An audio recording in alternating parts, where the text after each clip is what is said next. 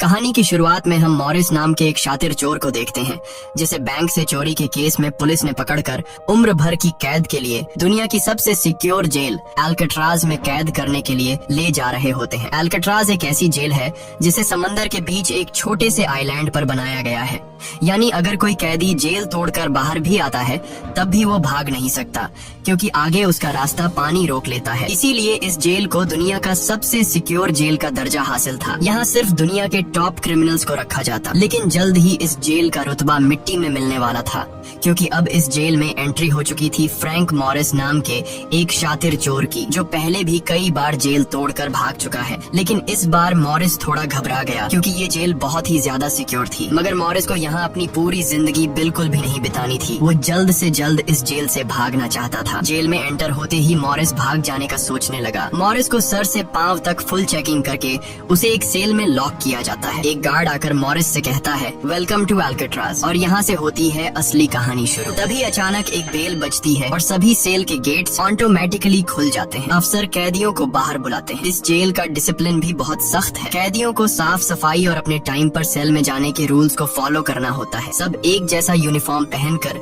Line में breakfast खाने आ जाते हैं। मॉरिस के सामने लिटमस नाम का एक कैदी होता है। मॉरिस पूछता है कि मुझे तो कांटा ही नहीं मिला, अब मैं नूडल्स कैसे खाऊंगा। लिटमस उसे कहता है, अबे ये घर नहीं है, जो तुझे मिला है उसे चुपचाप खा ले। तभी वुल्फ नाम का एक खतरनाक कैदी मॉरिस को चिढ़ाने लग जाता है। वुल्फ से जेल में हर एक कैदी तंग था। वो यहाँ हर एक कैदी पर अपनी मनमानी चलाता था और उस पर बलात्कार के ढेर सारे केस भी हैं। इस जेल में एक से बढ़कर एक खतरनाक कैदी रखे जाते हैं। यहाँ लिटमस मॉरिस से थोड़ा खाना मांगता है और इस दौरान मॉरिस उसे अपनी प्लेट दे देता है। जब मॉरिस टेबल के नीचे से देखता है तो उसे पता चलता है कि लिटमस खुद खाना नहीं खा रहा बल्कि वो चूहे को दे रहा है। रात को एक गार्ड मॉरिस को वार्डन के पास लेके जाता है। जब मॉरिस वार्डन के ऑफिस में पहुंचता है तो वार्डन मॉरिस से कहता है कि मैं जानता हूं कि तुम बहुत ही शार्प माइंड हो और बहुत इंटेलिजेंट भी हो, लेकिन वो सब यहाँ किस काम का, क्योंकि तुम्हारे जैसे यहाँ कितने आए और गए पर यहाँ से कोई बच नहीं पाया। यहाँ कैदी बहुत ही स्ट्रिक्ट रूल्स फॉलो करते हैं। 2 महीने में एक बार ही कोई तुमसे मिलने आ सकता है और वो भी तब अगर मेरा मूड अच्छा हो। वार्डन बहुत ही सख्त इंसान है जो जरा सी गलती पर भी कैदियों को बहुत ही स्ट्रिक्ट पनिशमेंट देता है। वार्डन कहता है, यहाँ से भागने का सोचना भी मत, नहीं तो तुम्हारे टुकड़े टुकड़े कर दिए जाएंगे। जिस पर मॉरिस जवाब देता है, नहीं सर, आपके होते हुए यहाँ से कौन भागने का सोच सकता है। लेकिन असल में पहले दिन से ही मॉरिस के दिमाग में यहाँ से भागने की प्लानिंग शुरू हो चुकी थी। इस दौरान मॉरिस मौका देखते ही वार्डन का नेल कटर चुरा लेता है, जो वैसे तो बहुत ही छोटी सी चीज थी, पर मॉरिस को पता था कि अल्काट्राज जैसे जेल में इस छोटे से नेल कटर से भी बहुत बड़ा काम लिया जा सकता है। मॉरिस वापस सेल में आते ही इस नेल कटर को बाइबल में छुपा देता है। अगले दिन बाथरूम में वुल्फ फिर मॉरिस को परेशान करने लगता है, पर इस बार मॉरिस उसे छोड़ने वाला नहीं था। अब मॉरिस अपना असली रूप दिखाता है और उसे पकड़कर उसकी खूब धुलाई करता है। वुल्फ को पीटने के बाद अब मॉरिस का पूरे जेल में एक अलग रुतबा बन गया। हर कोई मॉरिस से डरने लगा। इसके बाद मॉरिस को लाइब्रेरी में काम दिया जाता है। वहाँ इंग्लिश नाम के एक आदमी से उसकी मुलाकात हो जाती है। वो इस जेल का सीनियर कैदी है। इंग्लिश को भी 2 आदमियों के कत्ल की वजह से उम्र भर की कैद सुनाई गई थी। उसने इस जेल में अपनी आधी जिंदगी गुजार दी थी। वो इस जेल के चप्पे चप्पे से वाकिफ है। उसे जेल की हर बात की खबर रहती है। उसे यह भी पता होता है कि आज सुबह मॉरिस और वुल्फ की लड़ाई हुई थी। वो मॉरिस को कुछ किताबें देता है जिन्हें मॉरिस को हर एक कैदी के सेल में पहुंचाना होता है। अगले सीन में खुले जगह को दिखाते हैं जहां कैदी कोई न कोई गेम खेल रहे होते हैं। तभी वो डॉक नाम का एक आर्टिस्ट से मिलता है जो खुद की पेंटिंग बना रहा होता है। डॉक एकदम सीधा साधा और डिसेंट इंसान है जो कई सालों से यहाँ सजा काट रहा है। उसे पेंटिंग करने का बहुत ही शौक था और अपना ज्यादातर वक्त वो पेंटिंग में ही लगाता। डॉक का कहना था कि अल्काट्राज जैसी जेल में कोई भी पागल हो सकता है, पर उसकी पेंटिंग की वजह से अब तक उसका दिमाग नॉर्मली चल रहा है। मॉरिस डॉक से पूछता है कि इस पेंटिंग में ये फूल क्यों बना के रखा हुआ है,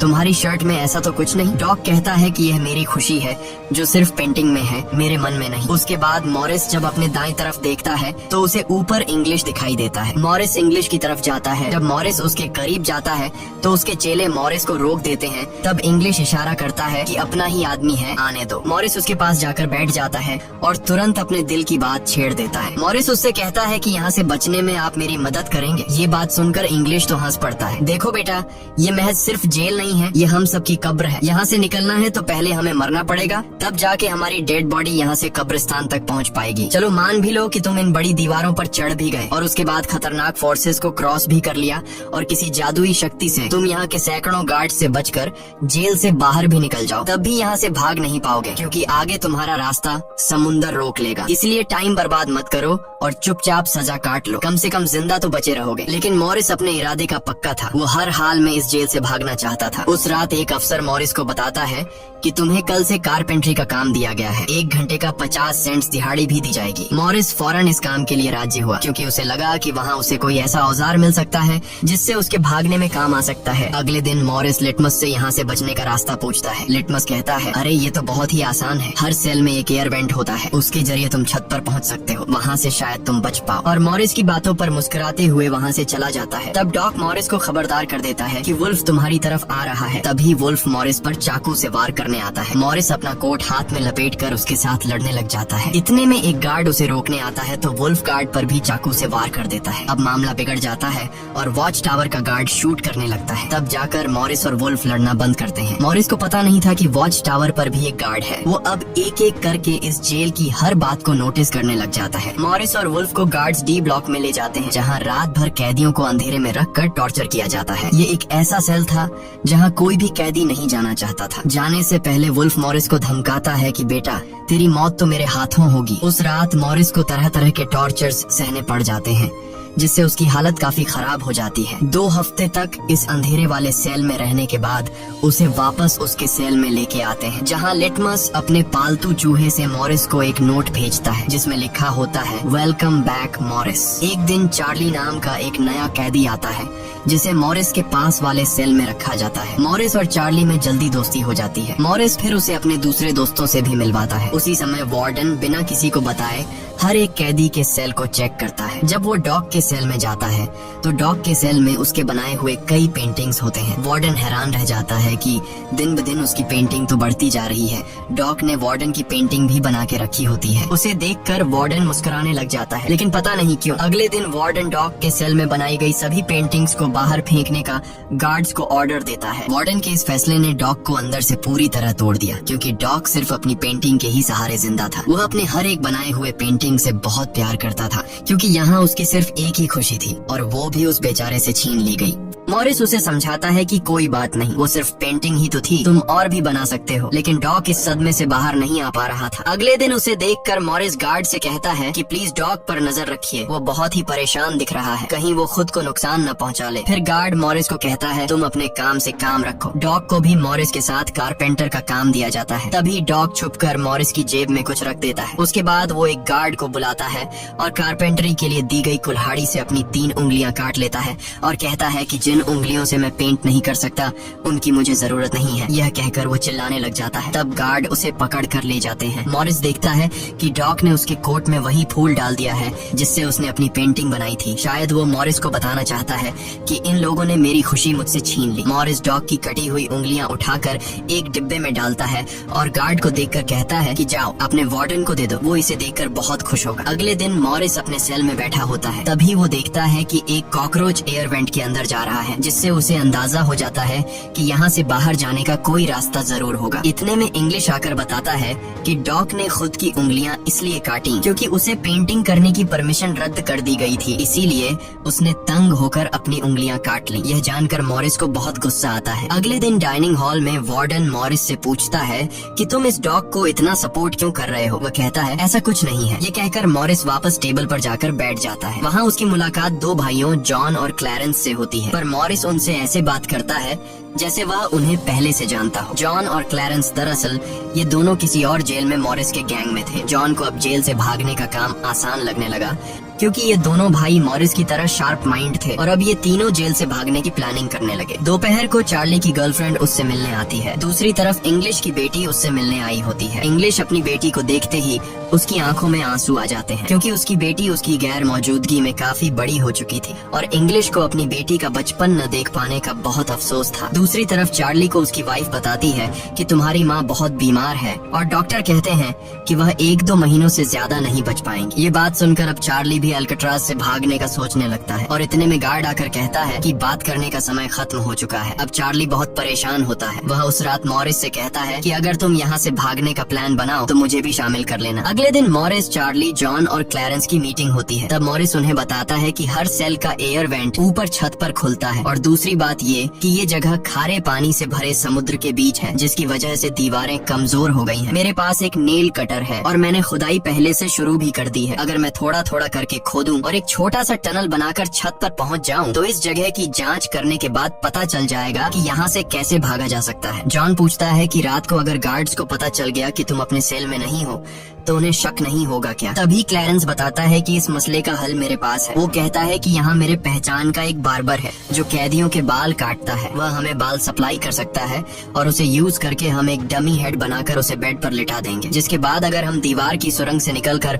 ऊपर छत पर भी होंगे तब गार्ड्स को शक नहीं होगा क्योंकि हमारे सेल के बेड पर नकली सिर रखे होंगे। पर बात अभी भी वहीं अटकी हुई थी कि जेल से तो निकल जाएंगे लेकिन समुद्र का पानी कैसे पार करेंगे? मॉरिस जॉन से कहता है, देखो इसमें मुझे तुम्हारी मदद की जरूरत पड़ेगी। तुम तो क्लोजिंग डिपार्टमेंट में काम करते हो, वहाँ तुम्हें उन पुलिस अफसरों के लिए बनाए गए रेनकोट्स मिल जाएंगे, तो तुम कुछ रेनकोट्स चुरा कर मुझे दे देना। हम उससे एक ट्यूब बोट और लाइफ जैकेट बनाकर समुद्र को पार कर सकते हैं। यहाँ चार्ली कहता है, भाई मुझे भी कोई काम दो, मैं भी तुम लोगों की मदद करना चाहता हूँ। मॉरिस चार्ली से कहता है कि जब मैं वेंटिलेशन की जाली खोदूं तो तुम पहरा देना ताकि कोई गार्ड हमें देख न ले, और जब तुम खोदोगे तब मैं पहरा दूंगा। मॉरिस का प्लान सभी को पसंद आता है और उसी रात में काम शुरू कर देते हैं। लेकिन दीवार खोदने के लिए नेल कटर बहुत छोटा था, जिसे चलाने में मॉरिस को बहुत जोर लगाना पड़ता और मॉरिस को दीवार खोदने में काफी मुश्किल हो रही थी। उसके हाथ में कहीं छोटे भी आई, लेकिन वो धीरे धीरे उस होल को खोदने लगता है। अगले दिन वो खाने के टेबल पर अपने दोस्तों से कहता है कि मुझे खुदाई के लिए एक बड़े औजार की जरूरत है। नेल कटर से दीवार खुरेदना बहुत मुश्किल हो रहा है। तभी मॉरिस ने अपने हाथ में चम्मच को देखते हुए उसके दिमाग में एक आइडिया आया। वो जानबूझकर चम्मच को अपने जूते पर घिसकर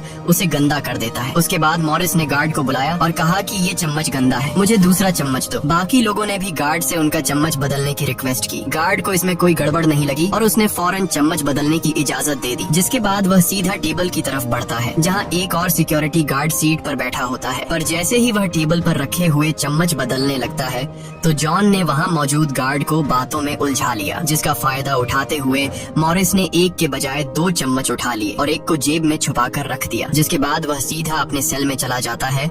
रात को इंग्लिश उसे बुक देने आता है तो मॉरिस पूछता है कि क्या यहाँ पर वेल्डिंग करने वाला कोई इक्विपमेंट मिलेगा? इंग्लिश समझ जाता है कि मॉरिस के सिर पर अब भी जेल से भाग निकलने का भूत सवार है। वह कहता है कि मैं तुम्हें पहले भी बता चुका हूँ कि तुम्हारी कोशिश बेकार हो जाएगी क्योंकि तुम पकड़े जाओगे और शायद अपनी जान भी गंवा दोगे। इतने सालों में मुझे कभी भागने का ख्याल नहीं आया क्योंकि मैं जानता हूँ ये इम्पॉसिबल है, लेकिन तुम जिद्दी हो तो मैं क्या कर सकता हूँ, करो कोशिश। लेकिन मॉरिस को उसकी वार्निंग का कोई फर्क नहीं पड़ता। वह अगले दिन लिटमस से माचिस मांगता है और कहता है कि अगर आप मेरी मदद करेंगे तो मैं आपके चूहे को अपने हिस्से का खाना हर रोज दूंगा। लिटमस खुश होकर ये डील मान जाता है क्योंकि लिटमस को चूहा बहुत पसंद था। उसी रात लिटमस मॉरिस को अपने माचिस पास कराता है। मॉरिस नेल कटर के एक हैंडल को निकालता है जिससे वह एक छोटा सा बेलचा बनाने जा रहा होता है। फिर वह चम्मच को तोड़कर नेल कटर की हैंडल से जोड़ लेता है। फिर माचिस चलाकर दोनों को अच्छी तरह से वेल्ड करके एक नुकीला औजार तैयार कर लेता है। बस फिर क्या था, वो वेंट के चारों ओर खुदाई शुरू करता है। चार्ली पहरा देता है। अगर कोई गार्ड उस तरफ आया तो वह तुरंत सीटी मारकर मॉरिस को सिग्नल देगा। पर पहरा देते देते चार्ली की आंख लग जाती है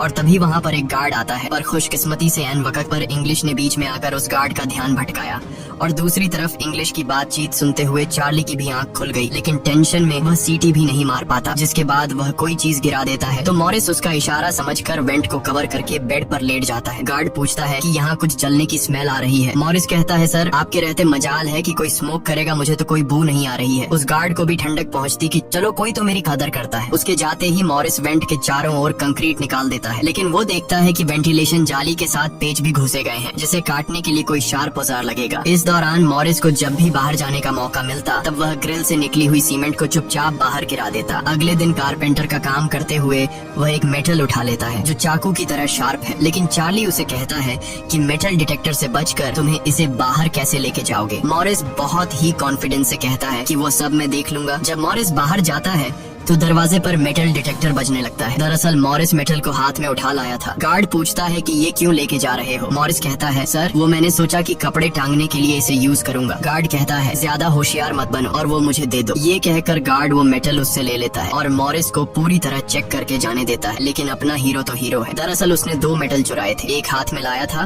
और दूसरा शूज में छुपा के रखा हुआ था। उस शार्प मेटल से वह ग्रिल को काट लेता है। अब बारी आती है गार्ड्स को चकमा देने के लिए नकली सिर बनाने का, जिसके लिए ये चारों अपनी जिम्मेदारी का काम करते हैं। चार्ली गार्ड से थोड़ा पेंट मंगवाता है। वो गार्ड से कहता है कि मुझे आर्ट बनाने का शौक है। गार्ड भी इनकार नहीं करता और पेंट उसको ला कर दे देता है। मॉरिस उस होल से निकाले गए कंक्रीट को पीस कर एक पाउडर बनाता है। जॉन नाई की दुकान से बाल इकट्ठा करके लाता है और क्लेरेंस लाइब्रेरी से पुरानी किताबें इकट्ठा कर लेता है। सारा सामान इकट्ठा होने के बाद मॉरिस पानी और पुराने मैगजीन का इस्तेमाल करके एक डमी सिर बनाने लगता है, जिसके ऊपर पेंट और नकली बाल लगाकर बिल्कुल रियल दिखने वाला एक नकली सिर तैयार कर लेता है। साथ ही साथ मॉरिस ने अपने प्लान को और मजबूत करने के लिए नकली कार्डबोर्ड बनाए, जिससे कोई शक नहीं कर पाएगा कि सामने की दीवार में किसी ने सुरंग बनाई है। एक रात मॉरिस ने अकेले ही ऊपर जाने का फैसला किया, जिसके लिए उसने अपनी बनाई गई नकली खोपड़ी को बेड पर रखा और उसे गर्दन तक कंबल से ढक लिया। जिसके बाद वह नकली कार्डबोर्ड लेकर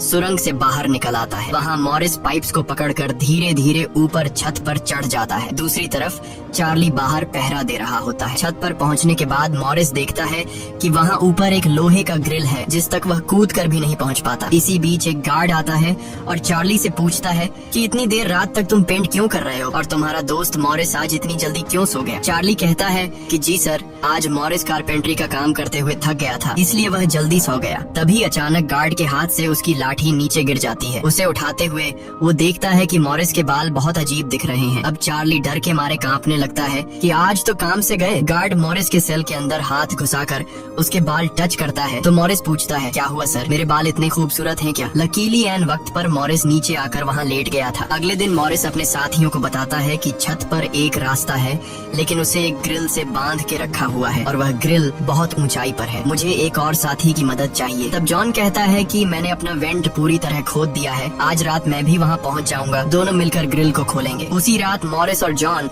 अपने वेंट्स के जरिए छत पर पहुँच जाते हैं। जॉन मॉरिस को उठाता है और मॉरिस ग्रिल को पकड़ लेता है। जॉन देखता है कि यह लोहे का ग्रिल बहुत ही मजबूत है और उसे पूरी तरह से वेल्ड किया गया है। उसे निकालने का एक ही रास्ता है और वह है इसे ड्रिल मशीन से काटना। अगले दिन म्यूजिक क्लास में सभी अपनी अपनी मर्जी का इंस्ट्रूमेंट बजा रहे होते हैं। तभी मॉरिस की नजर वहाँ रखे एक छोटे से पंखे पर पड़ती है, जिसे देखकर मॉरिस को लगता है कि वह इस पर काम करके एक ड्रिल मशीन बना सकता है, जिसके लिए वह चार्ली से कहता है कि तुम किसी तरह करके इस पंखे को यहाँ से छुपा लो। चार्ली बड़ी आसानी से इस छोटे से पंखे को अपने इंस्ट्रूमेंट बॉक्स में छुपा कर रख देता है। जब चार्ली बाहर आता है तो गार्ड्स उसके इंस्ट्रूमेंट बॉक्स को चेक भी करते हैं, लेकिन उन्हें पंखा नहीं नजर आता और चार्ली को जाने दिया जाता है। वह पंखा जैसे ही मॉरिस के हाथ लगता है तो मॉरिस उस पर काम करना शुरू कर देता है और कई घंटों बाद मॉरिस उस पंखे से एक ड्रिल मशीन तैयार कर लेता है। उस रात मॉरिस और चार्ली छत पर चढ़कर उस लोहे की रोड को ड्रिल मशीन से काटने लग जाते हैं। ड्रिल मशीन की आवाज काफी तेज थी,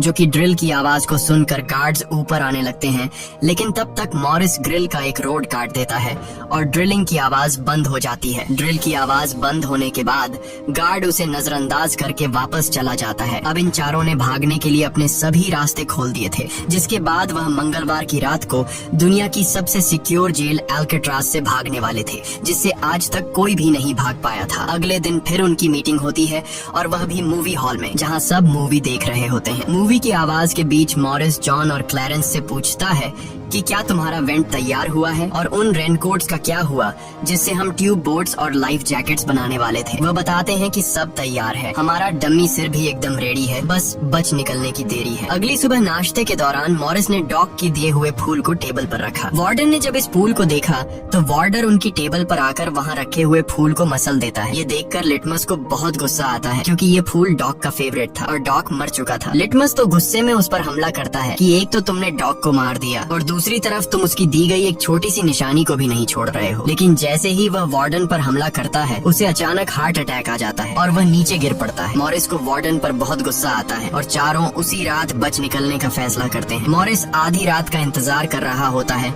ताकि गार्ड्स का पहरा जरा कमजोर हो जाए तो हम आसानी से बच निकल पाएंगे। तभी मॉरिस के सेल में इंग्लिश उसे कुछ बुक्स देता है तो मॉरिस कहता है कि आखिरी बार तुमसे हाथ मिलाना चाहता हूँ। इंग्लिश समझ जाता है कि मॉरिस ने यहाँ से बचने का पक्का प्लान बना लिया है। वह चुपचाप यहाँ से चला जाता है, लेकिन फिर जो होता है वह मॉरिस ने बिल्कुल भी नहीं सोचा था। वार्डन अचानक उसके सेल को चेक करने आता है, जैसे वार्डन को किसी ने उसके प्लान के बारे में बता दिया हो। मॉरिस बहुत ज्यादा घबरा जाता है क्योंकि इतने महीनों की मेहनत के बाद उसकी मेहनत पर पानी फिरने वाला था। वार्डन ने मॉरिस के सेल के हर एक कोने को चेक करने का हुक्म दिया। गार्ड मॉरिस के सेल की हर एक चीज को चेक करता है, लेकिन मॉरिस कोई आम कैदी नहीं था कि उसने कोई छोटा मोटा प्लान बनाया था, बल्कि उसने एकदम साफ और परफेक्ट प्लान बनाया था जिसे वार्डन तो क्या बल्कि वार्डन का दादा भी नहीं पकड़ सकता था। यहाँ तक कि गार्ड ने जब खास उस जगह से सूटकेस हटाया जहाँ मॉरिस ने सुरंग करके भागने का रास्ता बनाया था, तो वहाँ भी मॉरिस नहीं पकड़ा गया क्योंकि उसने पहले से ही एक नकली कार्डबोर्ड बनाकर दीवार में बिल्कुल बारीकी से फिट कर लिया था। जब वहाँ कुछ नहीं मिलता तो वार्डन और गार्ड चले जाते हैं, लेकिन गार्ड बताता है कि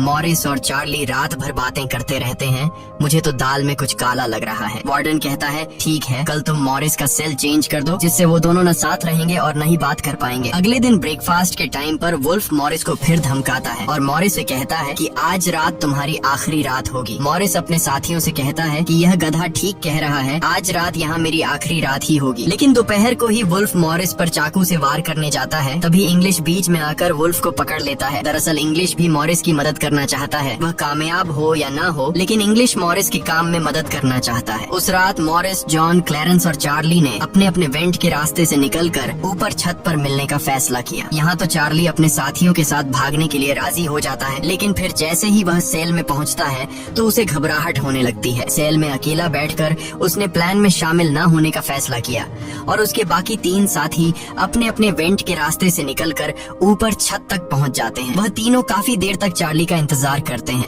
लेकिन काफी टाइम गुजरने के बाद जब उन्हें लगता है कि चार्ली नहीं आएगा तो वह चार्ली को छोड़कर निकलने का फैसला कर लेते हैं। वह तीनों अपने प्लान के मुताबिक आगे बढ़ने लगे, लेकिन इधर चार्ली की आंखों के सामने उसकी आजादी का सपना दूर होता जा रहा था।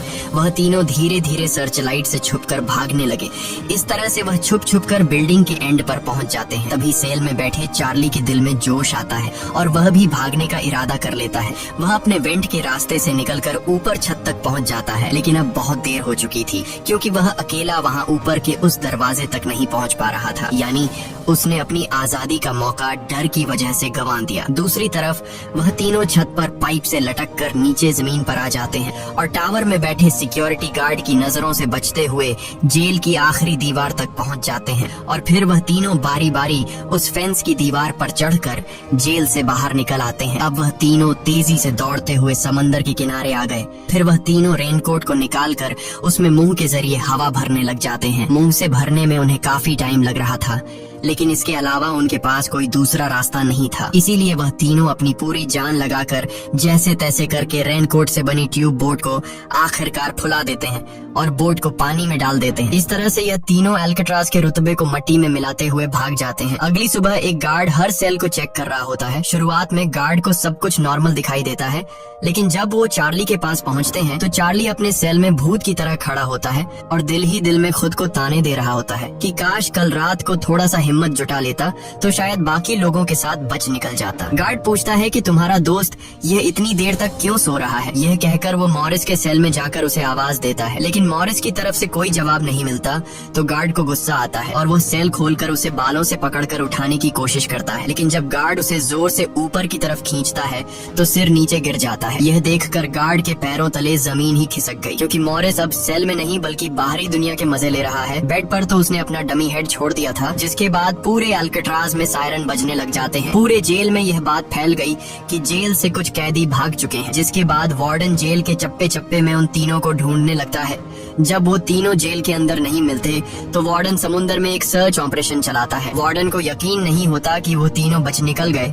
उसे लगता है कि जरूर तीनों पानी में मरे होंगे, पर अंदर ही अंदर वार्डन जानता था कि वो तीनों बहुत ही स्ट्रांग थे। उन तीनों ने समुद्र के पानी को पार करके अब आजादी का सांस ले रहे होंगे। वार्डन से हेडक्वार्टर के अफसर सवाल पे सवाल उठा रहे होते हैं, तुम क्या सो रहे थे जब वो तीनों बच निकले? वार्डन बहुत ही टेंशन में होता है, लेकिन तभी वहाँ पर वार्डन को डॉग का वही फेवरेट फूल मिलता है। इसका मतलब ये था कि मॉरिस वार्डन से डॉग का बदला भी लेना चाहता था। तब सर्च टीम का हेड आकर बताता है कि सर, हर तरफ सर्च हो चुका है, लेकिन उनकी बॉडीज नहीं मिली। अब वार्डन अपनी नौकरी और खुद की इमेज बचाने के लिए उसे कहता है कि जैसा मैं कहता हूँ वैसे रिपोर्ट लिखो कि उन तीनों ने बचने की कोशिश की, लेकिन वो तीनों पानी में डूबकर मर गए। लेकिन वॉल्टन की इस बात पर किसी को भी भरोसा नहीं हुआ, जिसके बाद मॉरिस अल्काट्राज जेल तोड़ने से पूरी दुनिया में जीनियस के नाम से मशहूर हुआ। इस घटना के 1 साल के बाद अल्काट्राज जेल को बंद कर दिया गया, क्योंकि अब इसकी कोई गारंटी नहीं थी कि यहाँ से कोई बच नहीं सकता। इस तरह से सच्ची कहानी पर बनाई गई ये फिल्म खत्म हो जाती है। अगर वीडियो आपको अच्छी लगी हो तो हमारे चैनल को सब्सक्राइब और वीडियो को लाइक जरूर कीजिएगा।